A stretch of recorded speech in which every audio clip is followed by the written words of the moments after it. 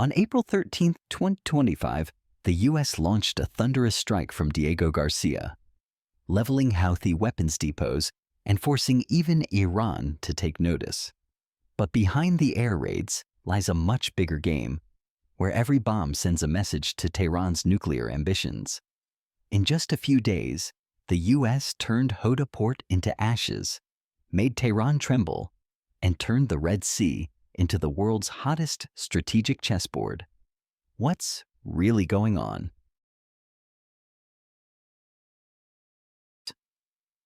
Overwhelming power, F-35s, aircraft carriers, and bunker buster bombs.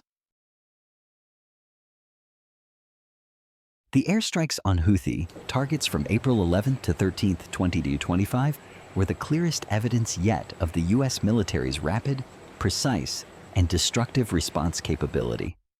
The aircraft carriers USS Harry S. Truman and USS Vinson were not just strategic launch pads. They demonstrated the long-range deterrent power of the U.S. Navy in the Middle East, a region that's increasingly becoming a geopolitical flashpoint. With the coordination of F-35 fighter jets, early warning aircraft, and 13-ton MOP, massive ordnance penetrator bunker-busting bombs, Houthi command centers, ammo depots, and drone launch pads in Marib, Sana'a, and Hodeida port were almost entirely destroyed.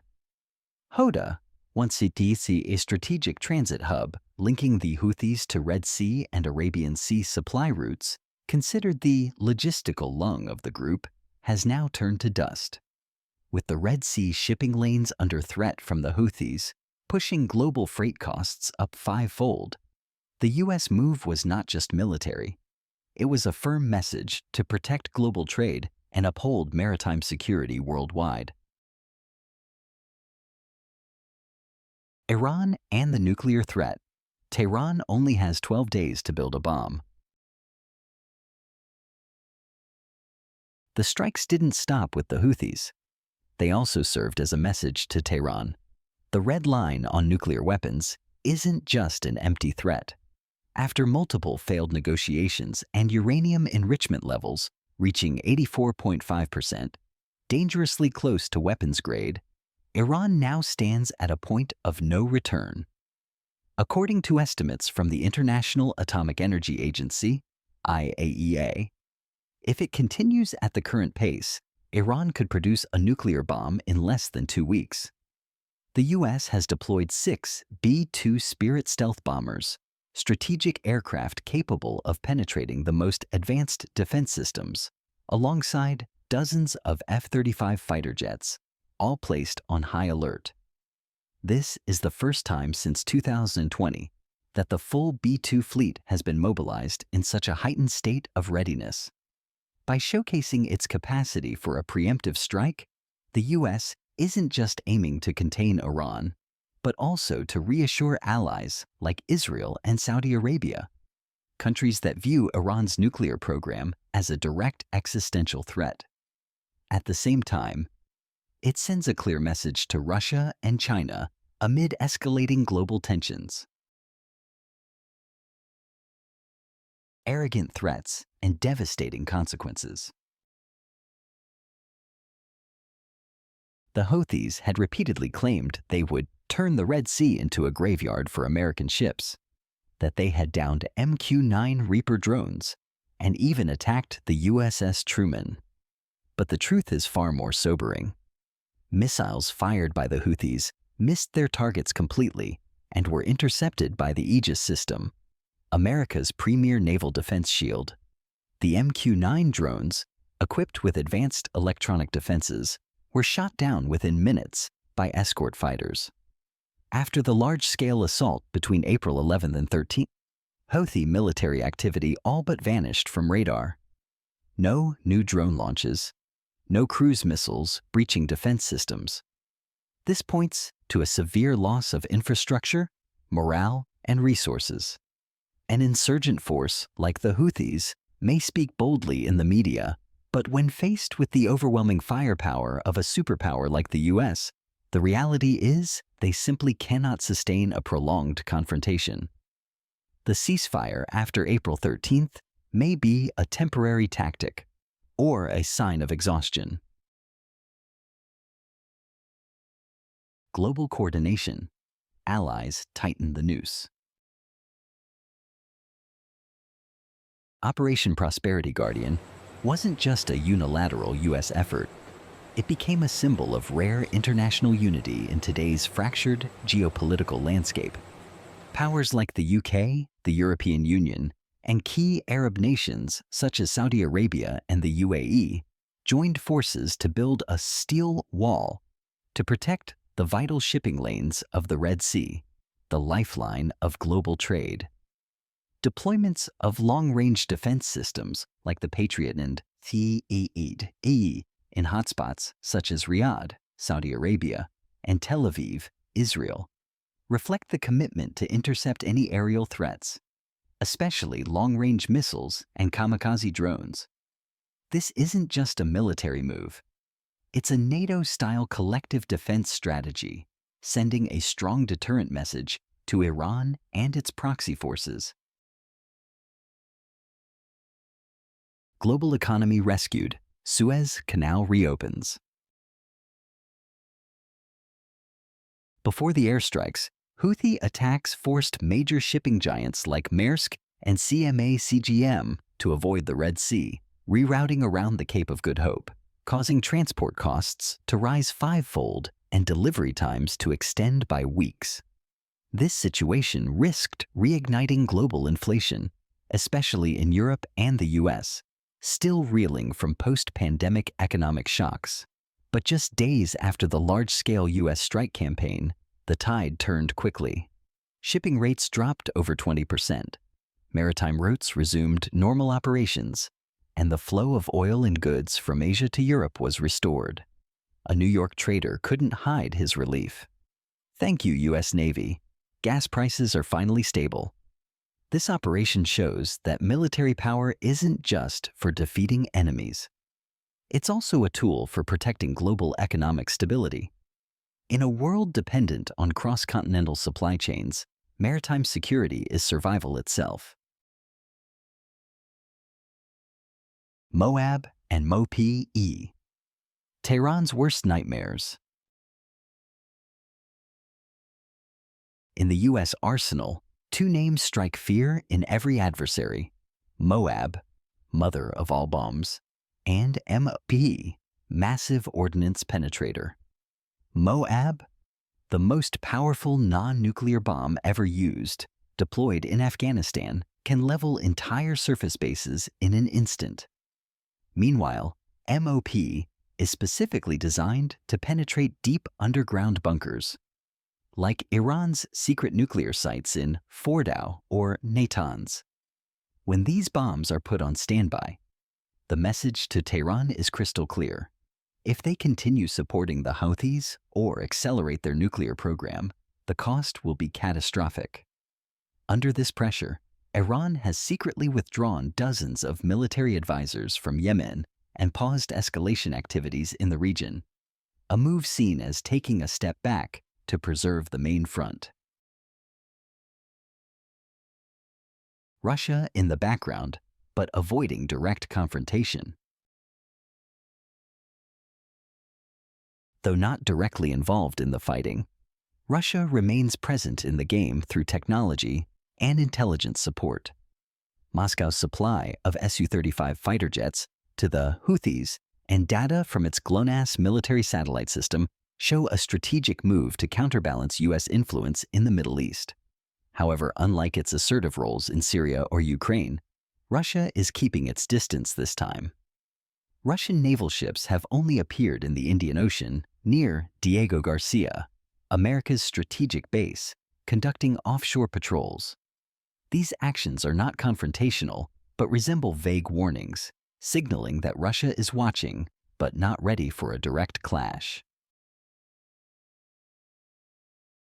Tensions rising in Hormuz. A dangerous game.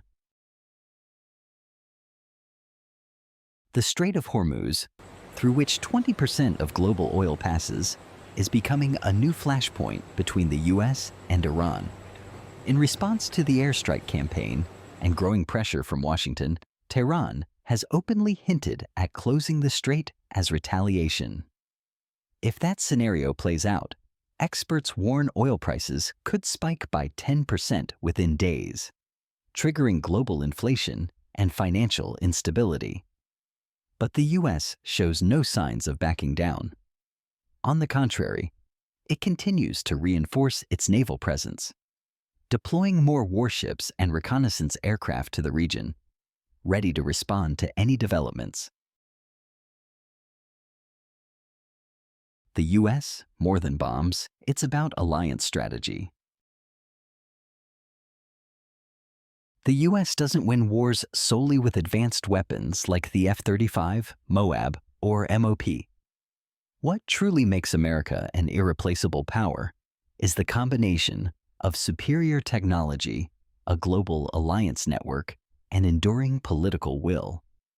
Washington's strategy is to use military force as leverage for diplomacy, employing alliances like NATO, the EU, and Gulf partners to build a long-term containment setup.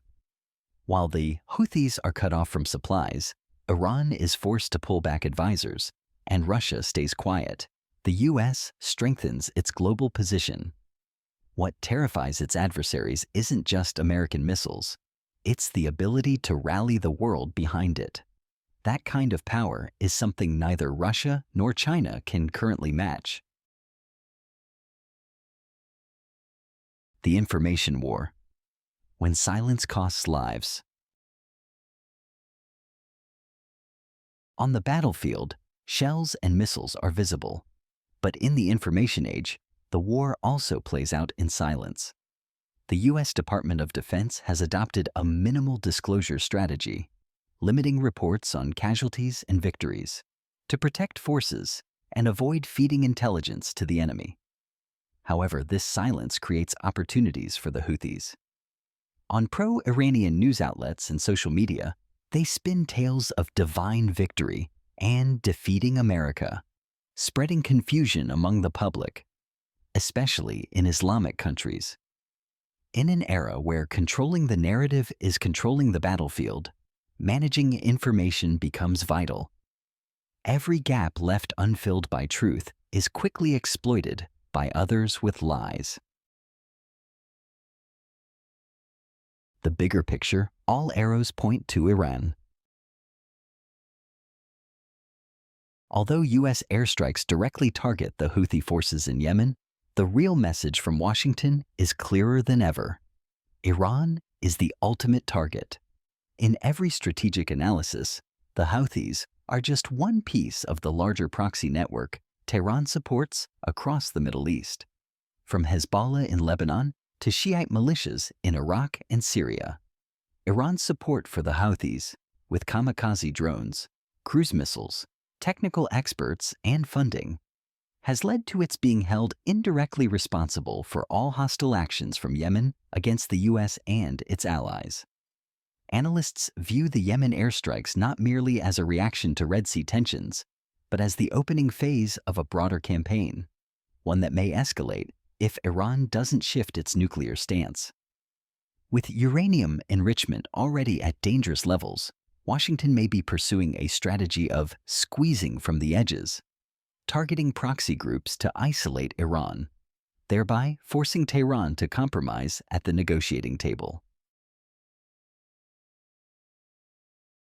Oman negotiations, the last chance? As the conflict intensifies and pressure mounts, all eyes turn to a small country known for its tradition of neutral diplomacy, Oman. Muscat has long been viewed as the only semi-official channel still maintaining trusted communication between Tehran and Washington, especially since the U.S. withdrew from the JCPOA nuclear deal in 2018. Currently, Oman is preparing to mediate a series of secret high-level talks between the two sides, aiming to find a way out of the nuclear crisis and reduce regional tensions. However, trust is at an all-time low. The Iranians haven't forgotten the US's unilateral exit from the JCPOA, while Washington suspects Iran of using negotiations to buy time for uranium enrichment. The opportunity in Oman exists, but it's as fragile as a thread, with neither side wanting to appear as the one backing down. If dialogue collapses, it's not out of the question that the U.S. could expand military operations into Iranian territory, and at that point, all diplomatic calculations would be buried in flames. Pressure from three fronts: Houthis, Ukraine, Israel. Can the U.S. handle it? From Yemen to Ukraine to Israel, three geopolitical flashpoints across three continents are forcing the U.S. to face a life-or-death dilemma. How to maintain military power, diplomatic clout, and global credibility while dividing resources across three major crises at once?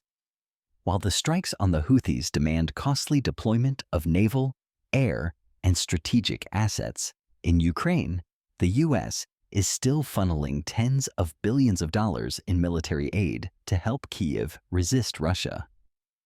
Meanwhile, the special relationship with Israel compels Washington to support its defense while managing backlash from the Islamic world, especially after the Gaza attacks. Amid this, many experts question whether figures like Steve Witkoff, recently nominated as Middle East envoy, have the skill and strategy to coordinate each front without breaking the overall balance. This is not just a test of individual capability, but a challenge to America's global power allocation strategy in the 21st century. A misstep on any front could trigger a domino effect impacting the entire global security structure. The escalation campaign: when patience runs dry. After months of restraint and calls for diplomacy, the U.S. Secretary of Defense finally issued a blunt statement. The Houthis will be held accountable for every act of aggression. This was no longer a warning. It marked the declaration of a comprehensive escalation phase, where the U.S. now targets not only infrastructure, but also the leadership and command system of the Houthi force. In this new campaign, the U.S. deployed the JSAW-C1 long-range smart bomb, a weapon capable of striking accurately from outside enemy air defenses, with a margin of error of just a few meters. This allows Washington to eliminate command posts, missile depots, and gathering points without risking aircraft in dangerous zones. This phase marks a shift from deterrence to elimination. Once the red lines are crossed, patience is no longer a strategy, it becomes a burden. And once the U.S. decides to act, campaigns rarely stop halfway. Is it truly effective? Houthis still fire and claim victory. Despite devastating airstrikes destroying Houthi weapons depots, command bases, and supply ports, the group still claimed to have shot down a MQ-9 Reaper drone, continued releasing propaganda videos, and issued new threats against U.S. ships in the Red Sea. Their survival in the media, whether true or not, helps maintain an unbreakable image in the eyes of the regional public. This is a troubling reality. Firepower can destroy infrastructure, but it cannot eliminate an ideology or non-traditional network through bombs alone. If Washington relies solely on airstrikes without integrating intelligence, civil networks, and local influence, the Houthis could recover, or worse, transform into a new type of guerrilla movement, far harder to control. The U.S. must reassess whether the current campaign is just a stopgap or the beginning of a more comprehensive strategy. Because without a decisive political and social solution, the Houthis could survive in the shadows and remain a long-term threat. Iran. The proxy network remains strong. Despite growing pressure from the U.S., Iran shows no signs of abandoning proxy forces like the Houthis. On the contrary, Tehran's armed network remains highly active in Iraq, Syria, and Lebanon, where groups like Kataib Hezbollah Liwa, Fatemiyun, and especially Hezbollah continue to receive weapons, kamikaze drones, and logistical support from the Quds Force of the Iranian Revolutionary Guard Corps, IRGC. Drones discovered on multiple fronts bear designs nearly identical to the Shahed 136, the model that caused severe damage in Ukraine. This proves Iran is applying a one technology, many battlefields strategy, leveraging mass production and a sophisticated transport system across multiple secret routes to keep its unofficial fronts alive. This is no longer a single conflict, but a matrix of organized proxy warfare with deep strategic layers. To respond effectively, the U.S. must not only take military action, but also lead in regional intelligence, tighten logistics control, block tech smuggling, and establish durable diplomatic corridors with intermediaries like Iraq and Oman. The Libya model, a solution or a deadly trap. When the U.S. and its allies call for Iran to abandon its nuclear program entirely, Tehran's leaders look beyond the technical terms. They look at history, especially Libya's 2003 disarmament model.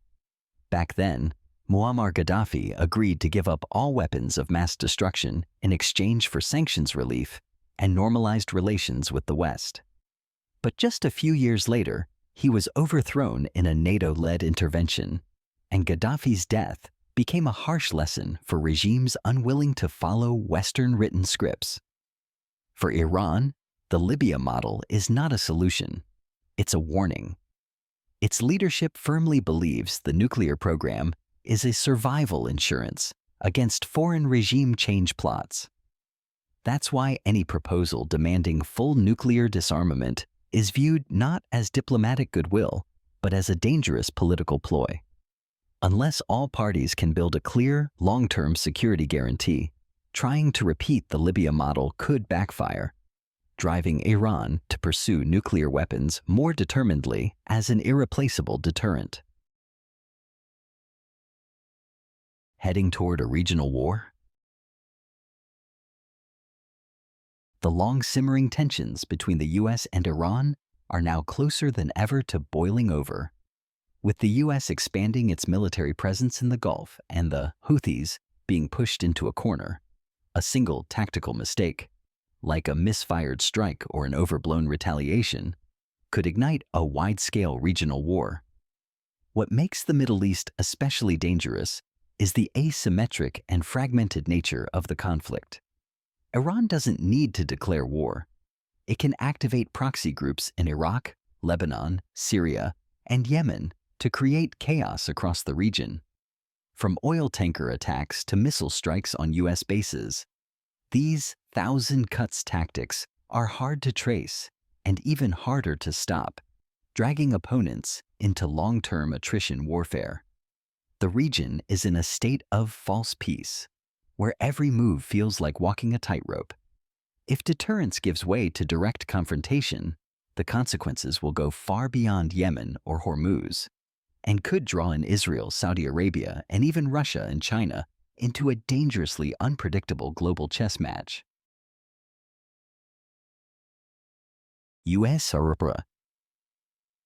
U.S. military power is undeniable, but the long-term effectiveness of this strategy remains a major question. Negotiation or war, we are walking a fine line. See you in the next videos, and have a great day.